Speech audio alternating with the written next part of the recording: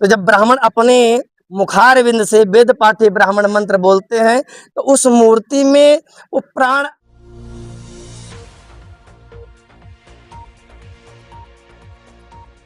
ठाकुर द्वारा मंदिर का नाम राम जानकी मंदिर क्यों पड़ा, कुछ जानकारी है?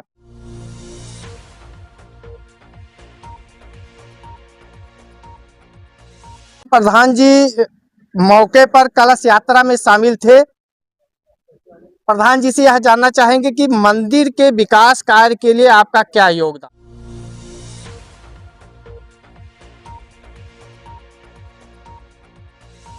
हम मतलब यहाँ पे श्री राम जानकी मंदिर पे एक धर्म ध्वजा फहरा दिया गया है।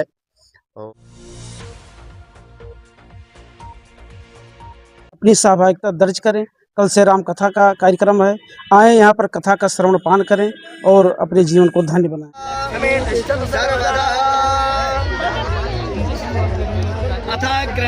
जब मंदिर से मूर्तियां गायब हो जाती हैं, मंदिर से मूर्तियां चुरा ली जाती हैं और मंदिर की देखरेख करने वाला कोई नहीं होता है।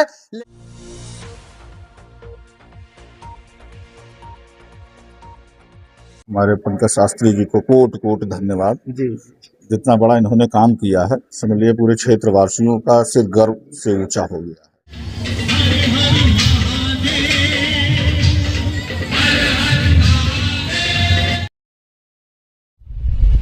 सुबह आपने कलश यात्रा देखी होगी, जिसमें लगभग 125 लड़कियों के द्वारा कलश यात्रा को लेकर भव्य शोभा यात्रा निकाली गई। इस कलश यात्रा का उद्देश्य केवल इतना था कि एक कार्यक्रम का आयोजन ठाकुर द्वारा मंदिर अचलपुर रूप में प्रारंभ हुआ है, जहां पर लगभग 9 दिवसीय कार्यक्रम होना निश्चित हुआ है। आज कार्यक्रम का पहला दिन था और लगभग 121 लड़कियों के द्वारा कलश यात्रा में कुआनो नदी सुंदर घाट तक यात्रा की जाती है। वहां से कलश में जल डाला जाता है, जल को लाकर मंदिर पर रखा जाता है और करीब 9 दिन तक वह कलश जल भरा हुआ उसी मंदिर पर रखा रहेगा। जिस दिन भंडारा होगा, भंडारे का प्रसाद वितरण किया जाएगा लोगों के बीच में, उस दिन वही कलश का पानी ग्राम सभा के प्रत्येक घर में जाएगा और जितने भी श्रद्धालु हैं, भक्तगण हैं या ग्रामीण हैं, वह अपने घरों में उस कलश के पानी का छिड़काव करेंगे और अपने घरों को पवित्र करेंगे। मित्रों, आज मेरी मौजूदगी अचलपुर रूप के ठाकुर द्वारा मंदिर पर है और मौजूदगी का एक विशेष कारण यह है कि यहाँ पर 9 दिवसीय कार्यक्रम का आयोजन किया गया है। लेकिन मैं पहले एक छोटी सी बात आप लोगों के समक्ष रखना चाहूँगा। इस मंदिर को पहले लोग ठाकुर द्वारा मंदिर के नाम से जानते थे, बाद में इसको राम जानकी मंदिर के नाम से जाना जाने लगा। आज यह बहुत बड़ा प्रश्न होगा। हमारे साथ में काफी लोग यहाँ पर खड़े हैं, जिसमें पूर्व प्रधान भी हैं, वर्तमान प्रधान भी हैं, हमारे धर्म प्रकाश शास्त्री जी हैं, साथ में एक युवा लड़का पंकज शास्त्री है, जिसके द्वारा इस कार्यक्रम के आयोजन में बहुत बड़ा योगदान दिया गया है। कहने का से मेरा यह है मित्रों कि व्यक्ति जब 35 साल 40 साल की उम्र में हो जाता है तब वह धर्म के कार्यों की ओर अपना रुझान रखता है। लेकिन एक ऐसा लड़का जो मात्र अभी 20-22 साल का है और उसने इस मंदिर के ऊपर एक भव्य कार्यक्रम को आगे बढ़ाने का बीड़ा उठाया है, यह अपने आप में एक सोचनीय विषय है। ऐसे ही कई प्रश्न हैं जिनकी चर्चा हम आप सभी लोगों से करेंगे, जैसे ठाकुर द्वारा मंदिर का नाम राम जानकी मंदिर कैसे पड़ा। दूसरा प्रश्न यह भी हो सकता है कि इस मंदिर पर श्री राम जी और माता जानकी जी की मूर्ति की प्राण प्रतिष्ठा होनी है, प्राण प्रतिष्ठा होती क्या है। हमारे साथ में धर्म प्रकाश शास्त्री जी हैं, यह प्रश्न उनके समक्ष रखते हैं, उन जानने का प्रयास करते हैं वास्तव में प्राण प्रतिष्ठा होता क्या है। जी नमस्कार जी, देखिए, ये प्राण प्रतिष्ठा जो आपने प्रश्न किया है, हमारे वैदिक रीतियों में वेद के मंत्रों के द्वारा जिस मूर्ति की प्राण प्रतिष्ठा की जाती है, सर्वप्रथम जैसे आपने भी कहा कि कुआनो नदी से जल लाया गया है, घर घर में छिड़काव किया जाता है। लेकिन मेरे धर्म और शास्त्र के अनुसार वो जो जल आता है उसमें जल में गंगा इत्यादि नदियों का आवाहन किया जाता है। उसी जल से मूर्ति का स्नान कराया जाता है। मंदिर के ऊपर एक शिखर बनाई जाती है, वहाँ त्रिशूल लगता है, उस शिखर का भी स्नान कराया जाता है उसी कलश से। उसके बाद में उस मूर्ति पर पंचगव्य से स्नान कराया जाता है। अनेक विधि से उबटन लगाए जाते हैं। नाना प्रकार औषधियों से उस मूर्ति में लेपन किया जाता है। लेपन के पश्चात उस मूर्ति को अधिवास कराया जाता है। अन्नाधिवास, फलाधिवास, पुष्पाधिवास, औषधियाधिवास, अनेक प्रकार के औषधियों से अधिवास, अनेक प्रकार के सामग्रियों से अधिवास कराया जाता है। तत्पश्चात मंत्रों के द्वारा मनम त्रायतेथ सह मंत्रा, तनम त्रायतेथ सह तंत्रा। जब क्योंकि देवाधीनम जगत सर्वम मंत्राधीनम च देवता, और ते मंत्रा ब्राह्मणाधीनम तस्मात् ब्राह्मण देवता। तो मंत्र के अधीन भगवान होते हैं।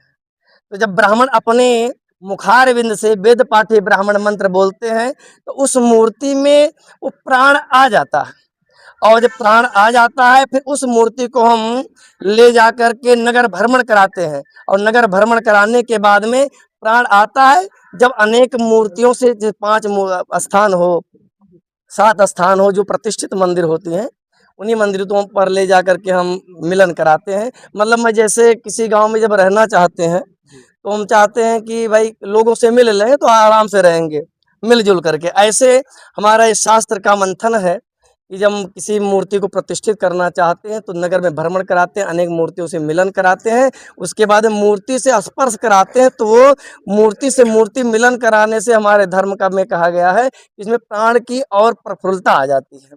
उसके बाद उस मूर्ति को ले जा करके उस गर्भगृह में गर्भ का पूजन करा करके उसी पे प्रतिष्ठित कराई जाती है। एक दर्पण से दिखाया तो दर्पण चिटक जाता है। ये विधि प्रतिष्ठा के समय होगा, आप लोग देखेंगे कि ये शक्ति आई कि नहीं आई है। यही है प्राण प्रतिष्ठा का। मित्रों, प्रयास किया जाएगा, इस विधि को हम अपने चैनल के माध्यम से आप लोगों को अवश्य दिखाएंगे। हमारे साथ में है पूर्व प्रधान गंगाराम तिवारी जी। गंगाराम तिवारी जी से यह जानना चाहेंगे, और जानने का विशेष कारण यह है मित्रों, काफ़ी बुजुर्ग हैं, अचलपुर में ही आपका निवास है, तो इनसे विधिवत इस प्रश्न की जानकारी और कोई नहीं दे सकता है। प्रधान जी, ठाकुर द्वारा मंदिर का नाम राम जानकी मंदिर क्यों पड़ा, कुछ जानकारी है आपको? ये बहुत पहले की बात है।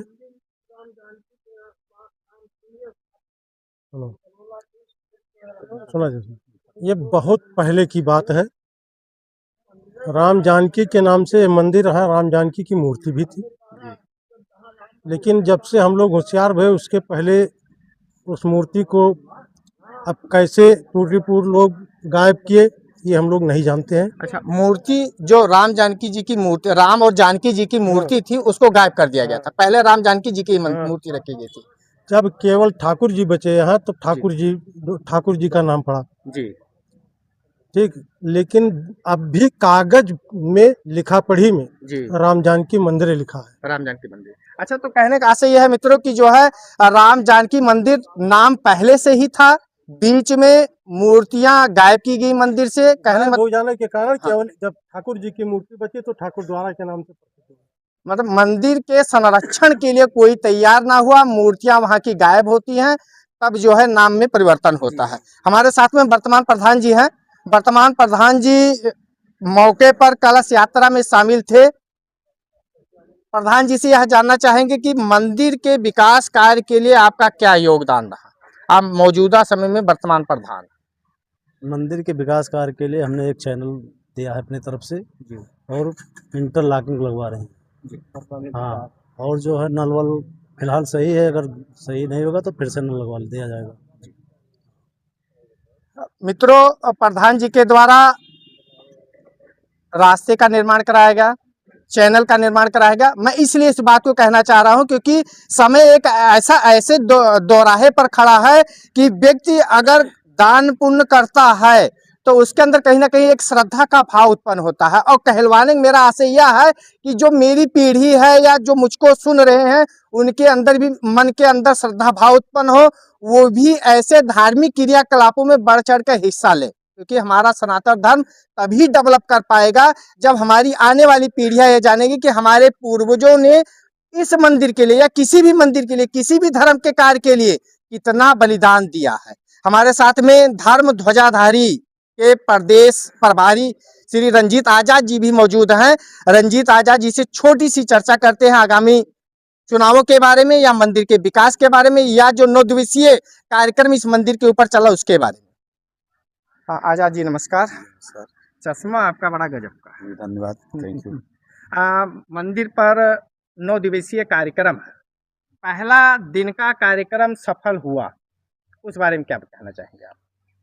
एक ऐतिहासिक कार्यक्रम अचलपुर ग्राम सभा के सभी युवाओं ने किया और मुझे तो लगता है रेहरा में मैंने पहली बार इस तरीके से कार्यक्रम देखा।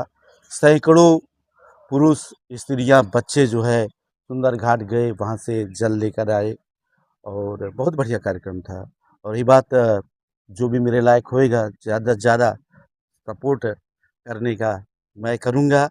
और रही बात, हम मतलब यहाँ पे श्री राम जानकी मंदिर पे एक धर्म ध्वजा फहरा दिया गया है और इससे ही जो है सभी गांव के लोग हर जगह जहाँ जहाँ पे हैं सब लोग अपने ग्राम सभा में एक इसी तरीके से आयोजन करते रहें।